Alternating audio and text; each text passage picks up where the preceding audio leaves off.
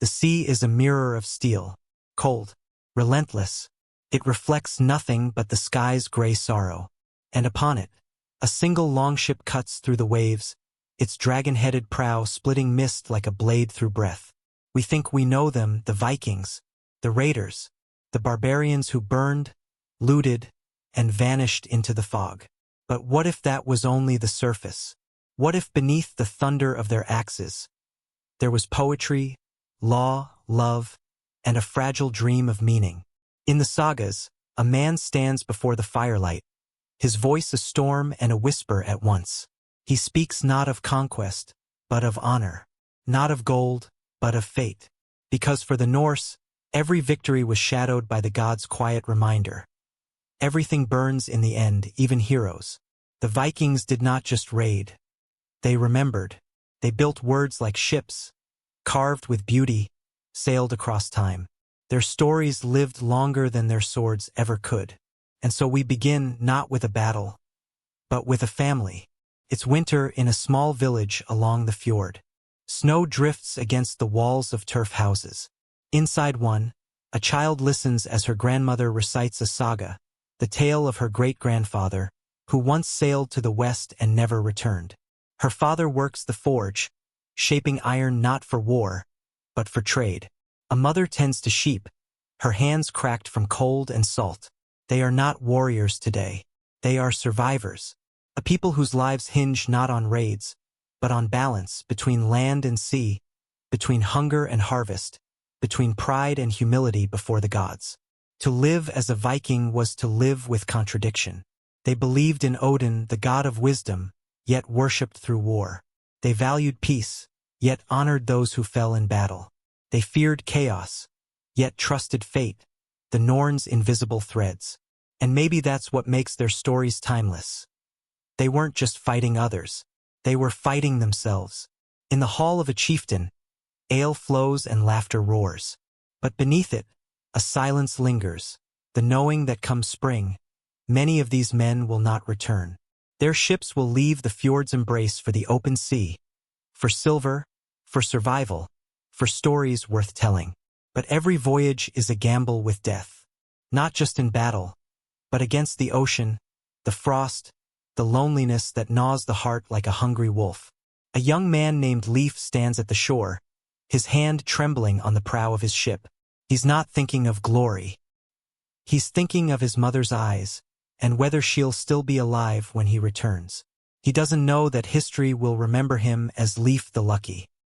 He only knows the silence before departure, and the taste of fear that no warrior's boast can drown. To the modern world, the Vikings seem simple, strong, savage, unstoppable. But strength was never their whole story. They wrote laws. They traded across continents. They composed poetry so intricate it could rival any classical verse. And they carried a philosophy far deeper than their enemies ever understood. Fate is fixed, they said, but courage is ours to choose.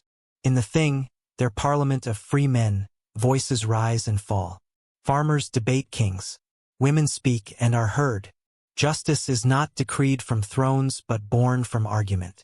A man may own a sword, but his word carries greater weight. Because among the Norse, honor was currency. And the worst crime was not theft, but shame. Honor. The word meant something vast. Not pride, not vanity, but integrity, a promise to stand upright, even when the gods themselves are watching. That's why they carved runes into stone, to remind time that they once stood against it. Yet, beneath all that strength, their society trembled with fragility. Every harvest could fail. Every raid could doom a family to hunger. And even the gods seemed distant, capricious, silent, cruel. Still, they built. They dreamed. They sang of a world tree that connected everything: gods, men, beasts, the dead. A web of meaning stretching across the chaos of existence. When we think of the Vikings' rage, maybe it wasn't born from bloodlust. Maybe it was born from fear and defiance. They lived at the edge of the world, where the sea devours ships and the sun forgets to rise. To live there was to stare into darkness and refuse to blink. Their raids were not just conquest, they were messages. We exist. We matter. The world will remember our names. And somehow it did. Centuries later, when their ships rotted and their gods fell silent, their words remained. The sagas, written in smoke, passed through generations like whispers through flame. Stories of kings and outlaws, lovers and fools, gods and ghosts, each one carrying the same truth, that life is fleeting and courage is not the absence of fear. It's the will to face it anyway. In the saga of Egil Skallagrimsson, we meet a man who kills without mercy, yet writes poetry so beautiful it can make a king weep. Killer, poet, contradiction in flesh. When his son dies, Egil buries his sword in the earth and writes instead. His words become a funeral, a rebellion against despair. That is the essence of the Viking soul, to fight even when the fight is against the sorrow within. Their women, too, carried steel in their hearts. Gudrun, who avenged her husband. Freydis, who sailed to Vinland and faced enemies alone with axe in hand. They were not silent figures in shadowed halls. They were the spine of the sagas themselves. And yet they wept. They mourned. They endured the price of survival, the cost of being human in an unforgiving age. For them, death was not an ending. It was a return to Valhalla, to hell, to the endless halls of memory. They did not seek immortality through gods, but through story, because in their world, to be remembered was to live forever. When we strip away the horned helmets, the Hollywood myths, the roaring fires, what remains is something startlingly familiar. People wrestling with uncertainty, trying to build meaning in a world that felt vast and indifferent. A mirror, perhaps, to us. We scroll through screens. They carved into stone. We chase legacy through followers. They chased it through song. We, too, stand before the unknown and ask, what will remain of us? In the fading light of a northern sky, an old man carves runes into a wooden post. He knows his time is short, but his words, his story will outlast him.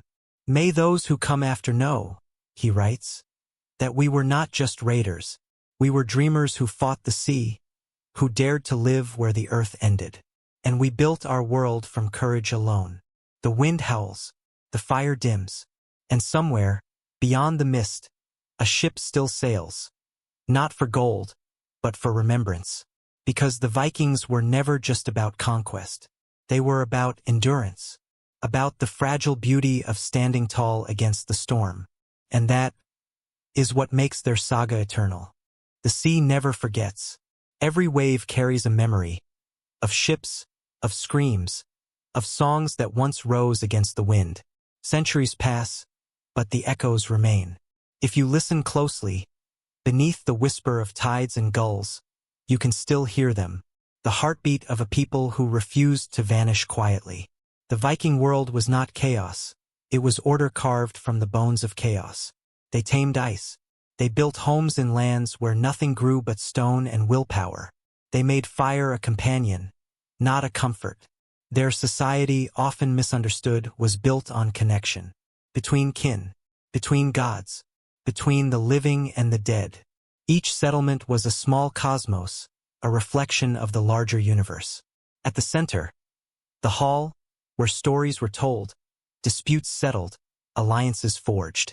Outside, the graves, where ancestors slept but never truly left. The Vikings believed that memory itself was sacred.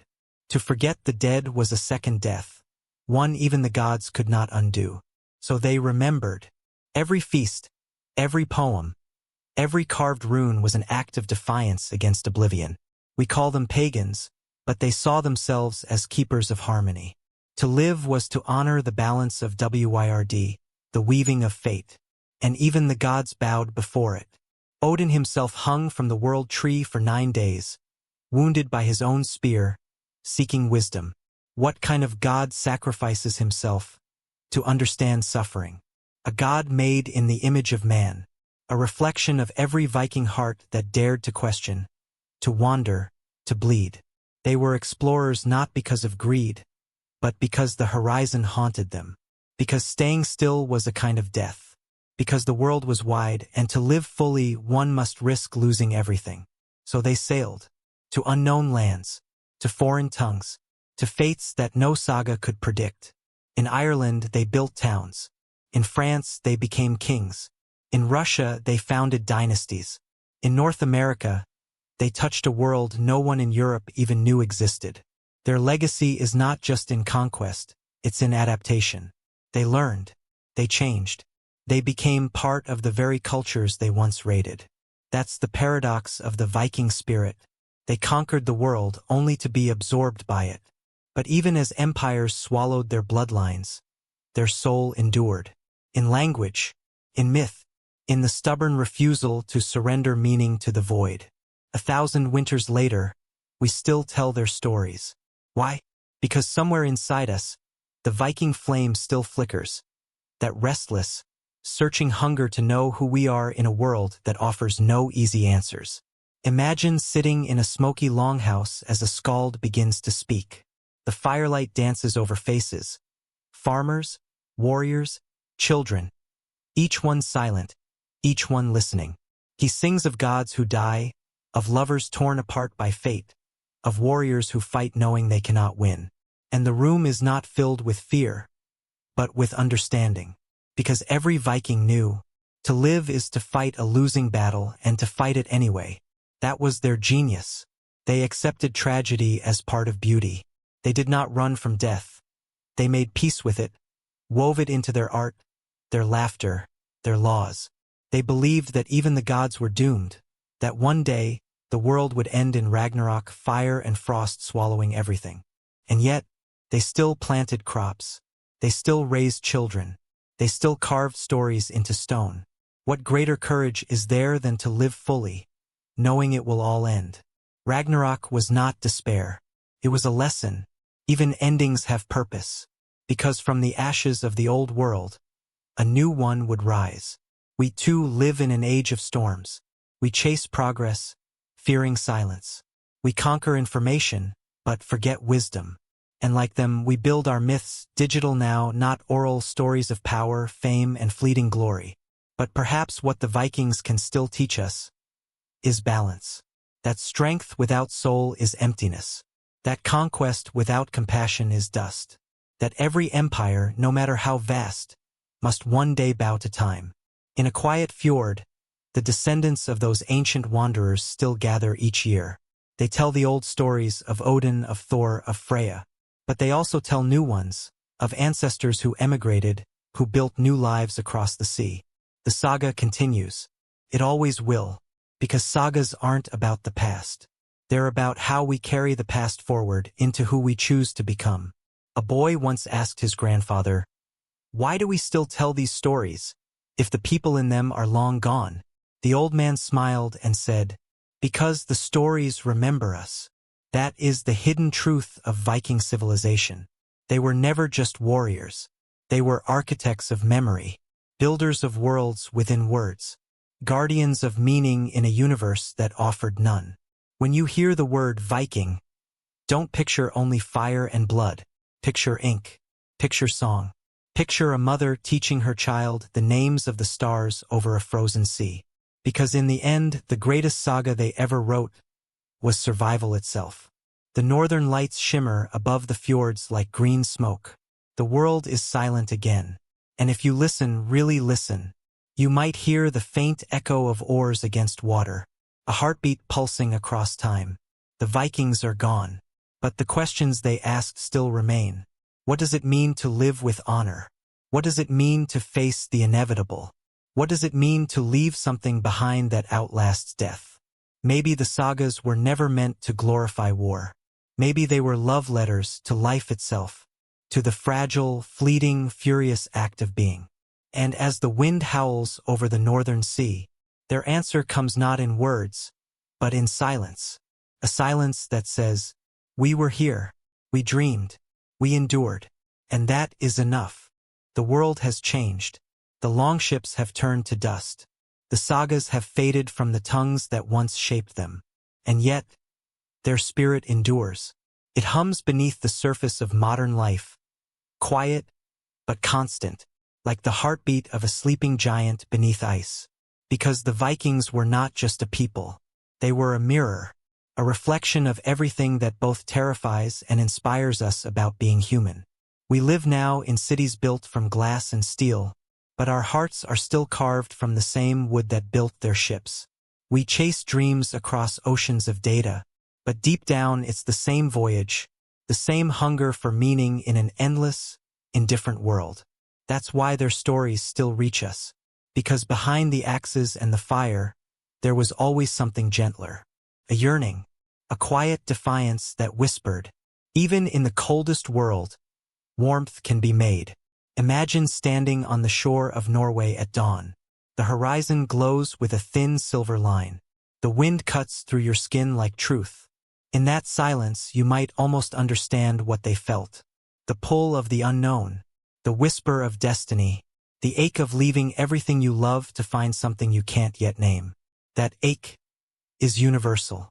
It's the same force that sends us to new lands, new careers, new lives, hoping somehow to become more than what we were. The Viking world teaches us this. Courage was never about the absence of fear. It was about walking into the storm, knowing you might not return. They didn't call themselves heroes. They called themselves human, bound by duty, driven by longing, shaped by fate. And maybe that's what we've forgotten. That bravery isn't loud. It doesn't need armor or thunder. Sometimes it's just the quiet persistence to keep moving forward. When everything inside you says to stop. Odin once gave his eye for wisdom. Thor lifted his hammer not for pride, but for protection. Freya wept tears of gold for the ones she lost. Their gods were flawed, human, imperfect, because perfection was never their ideal. They revered struggle. They worshipped effort itself. And in that, there's a lesson for us now. We spend our lives chasing ease, comfort, control. But maybe we were never meant to be comfortable. Maybe meaning only lives where there is friction, where the sea bites at your hands and the wind challenges your breath. There's a reason every saga begins with loss. Because loss was their teacher. Their reminder that nothing lasts, not glory, not gold, not even gods. But what does last is how you face it. They believed that death was inevitable, but shame was optional. And in that belief, they built a moral universe as vast as the sea. Their world was one of constant negotiation, between chaos and order, between revenge and forgiveness, between what you owe to others and what you owe to yourself. That struggle hasn't changed. We just fight different battles now. Where they faced frost and famine, we face doubt, distraction, disconnection. Where they crossed oceans, we cross the wilderness of our own minds. But the question is still the same. What do you stand for when everything is uncertain? The Vikings had a word, drengskaper. It meant honor, courage, generosity. Not in battle, but in how one lived each ordinary day. A man who shared his last meal with a stranger. A woman who kept her word though it cost her everything. These were the true heroes of the sagas. Because they knew that greatness was not in conquest. It was in character. In our age of noise and ambition, we often forget that. We mistake loudness for strength, success for worth, victory for meaning. But the sagas whisper a quieter truth, that the strongest souls are not those who win, but those who remain kind in a cruel world. It's easy to imagine the Vikings as fierce, but they were also deeply philosophical. They saw life as a journey between two fires, birth and death. And what mattered most was how brightly you burned in between. That's why they valued story above all. Because story is what turns suffering into understanding. It's what makes pain bearable. What gives chaos a name. When a warrior fell, they didn't ask, did he win? They asked, was his story worth telling? That's all any of us want. Isn't it? To live a story worth remembering. To leave behind something, not in monuments or titles, but in hearts. Maybe that's why the Viking Age never truly ended. Because their greatest empire wasn't land. It was memory. Every child who listens to the sagas, every historian who studies their runes, every dreamer who feels that restless pull to go beyond the horizon, they keep that empire alive. So what does it mean to carry that legacy today? It means to live as they did, fiercely, honestly, fully. to seek not comfort, but truth, to build, to break, to rebuild again, to know that the world gives nothing freely, and yet to give of yourself anyway. That's what it means to be a modern Viking. Not a warrior of flesh, but of spirit. Not with axe and shield, but with will and empathy. Because in every age, there are battles worth fighting. And most of them are invisible, fought in silence, in the mind, in the soul. The battle against despair, against fear, against forgetting who you are. And that battle is eternal. One of the oldest Norse proverbs says, "Cattle die, kinsmen die, all men are mortal. But one thing never dies, the reputation of the dead." First, it sounds like pride. But listen closer, it's humility. It's a reminder that we don't own our legacy. We lend it to those who come after. What will they remember of us? That we conquered, or that we cared? Maybe, when the digital dust settles centuries from now, our descendants will look back at us, as we look at the Vikings, and wonder what kind of world we tried to build. They'll see our ruins in the form of code, our sagas in the form of data, our gods replaced by algorithms. And yet, if they listen closely, they'll still hear that same human pulse beating beneath it all. The longing to matter, the courage to hope, the story that refuses to die. The Vikings left behind more than artifacts. They left a philosophy, one both brutal and beautiful. To live is to lose. To love is to risk. To act, even when fate says it's hopeless. That is what makes us divine. So tonight, when the world feels cold and far away, remember them, not as raiders but as reminders, that even the smallest life can echo across centuries, if it's lived with conviction, that a single story can outlast empires, that you don't need to win to be worthy of being remembered. The sagas end as all stories do, not with a victory, but with a silence. The sea still moves, the stars still turn, and somewhere in the northern dark, a ghostly ship sails on, the sails catching not wind, but time. It carries no warriors now, only voices, thousands of them, woven together, telling one endless truth. We are more than what we take. We are what we give. We are not just the storm. We are the fire that survives it. Because in the end, that is what the Viking spirit was always about. Not the raid, but the return.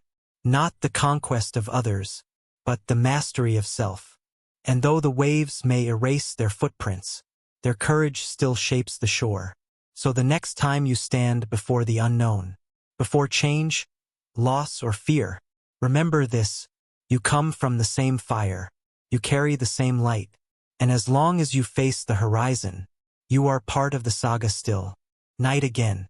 The northern sky burns with color, ribbons of green and violet twisting through endless black. They called it the dance of the gods, the aurora, the breath of the Allfather himself. But to the Vikings it wasn't a spectacle.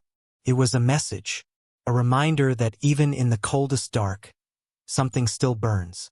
That is how their story truly ends. Not with the clang of swords, but with light in the darkness. 1,000 winters have passed since the last longship left the fjord. But the questions they lived by, the ones they carved into the bones of their world, still haunt us today. Who am I when no one is watching? What do I owe to the ones who came before me? How do I live knowing everything I love will one day be lost? They faced those questions with blood, sweat, and song. And maybe in our quiet digital age, it's time we learn to face them again. The Vikings lived at the edge of the world, but so do we. Ours is an edge not of geography, but of meaning. We've conquered distance, conquered hunger, conquered the wild, but the one frontier that remains unconquered is the soul. And there, in that vast interior sea, we are still sailors, still adrift, still searching for home. The sagas remind us, home was never a place. It was a promise, a sense of belonging that you carried within you, even as the waves tried to take it away. That's why, no matter how far they traveled, they always built halls, lit fires, told stories, because story was shelter, kept the cold from entering the heart. think of it. In a land of frost and famine, they created warmth through words. They built cathedrals not from stone, but from sound. Every saga was a hearth, and every listener, a keeper of flame. When one generation died, another picked up the story, added their verse, kept the fire alive. That's all any civilization is, really, a chain of voices refusing to go silent. We often imagine history as progress, a straight line from primitive to enlightened. But maybe history is a circle. Maybe what we call evolution is just a series of echoes. The Vikings raided for survival. We compete for status. They crossed oceans of water. We cross oceans of noise. Different tools, same hunger. Different gods, same questions. In their world, courage was not rewarded with victory. It was its own reward. And fate, WIRD, was not an enemy to resist, but a tide to sail within. They didn't believe they could change destiny. They believed they could meet it with open eyes. Imagine living like that, not fighting time, but dancing with it, not fearing the end, but honoring the beginning within it. The final saga, the end of all things, was called Ragnarok. It terrified and comforted them all at once, because it said, yes, everything will end, the gods, the world, the stars, but after the flames comes rebirth. Out of the ashes, a new sun would rise. Two humans would emerge from the forest, hand in hand, to begin again. Even in destruction, they saw renewal. Even in death, they saw hope. That was their faith. Not in immortality, but in continuity. Not in the eternal, but in the enduring. We call that myth. But look around. We live it every day. Every time we fall and rise again. Every time we build something new after loss. Every time we choose to love, knowing it can break us. That's Ragnarok. That's resurrection. That's the human condition. Ancient as the sagas, endless as the sea. Somewhere in Iceland, there's a field where a poet once stood and watched the mountains fade into mist. He knew his people's world was ending. The old gods dying, the new faith rising. He could have cursed it. Instead, he wrote. He took the grief and turned it into art. He wrote the Edda, the collection of myths that would save their culture from oblivion. Because he understood something we still struggle to learn. That preservation is resistance. To remember when forgetting would be easier. That's heroism. The Vikings didn't survive because of their strength. They survived because of their memory. Because even when their gods were outlawed, their spirit refused to kneel. Their stories adapted. Their values morphed. Their fire found new homes. In language, in law, in literature. That's why, even now, you can feel them in the rhythm of English words. In the defiance of modern minds. In the hunger to explore, to understand, to keep becoming. We are their descendants. Not by blood, but by longing. Every time you face the unknown. Every time you refuse to yield. Every time you create meaning from chaos. You continue their saga. The longship is gone, but the voyage never ended. In every era the world tests us. In every era we must answer the same way they did. Not with despair, but with fire. The fire of persistence. The fire of creation. The fire that says, I will be remembered not for what I conquered, but for what I became. Somewhere far north, a storm gathers over the sea. Waves crash against black cliffs, and lightning ignites the clouds. For a moment, just a moment, the world looks as it did 1,000 years ago. If you could stand there, if you could hear the roar, you might swear you saw shadows moving across the horizon. A fleet of longships, sails burning with light, heading toward the dawn. Not to conquer, but to remind us that courage is not dead, that honor still matters. That humanity, flawed, fierce, fragile, is still worth fighting for. The sagas end not with a moral, but with an invitation to continue, to write the next chapter ourselves. So perhaps the final words belong not to them, but to us. What will we carve into our stones? What will we leave behind for those who follow? Will they remember us for what we destroyed, or for what we dared to dream? Somewhere the aurora fades, the stars return, and the world exhales. The fire burns low, but it does not die. It never will, because as long as someone remembers, as long as someone tells the story, the saga continues.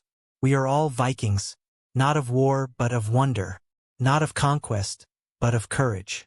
Sailors in the sea of time, still searching for the light that will outlive us all.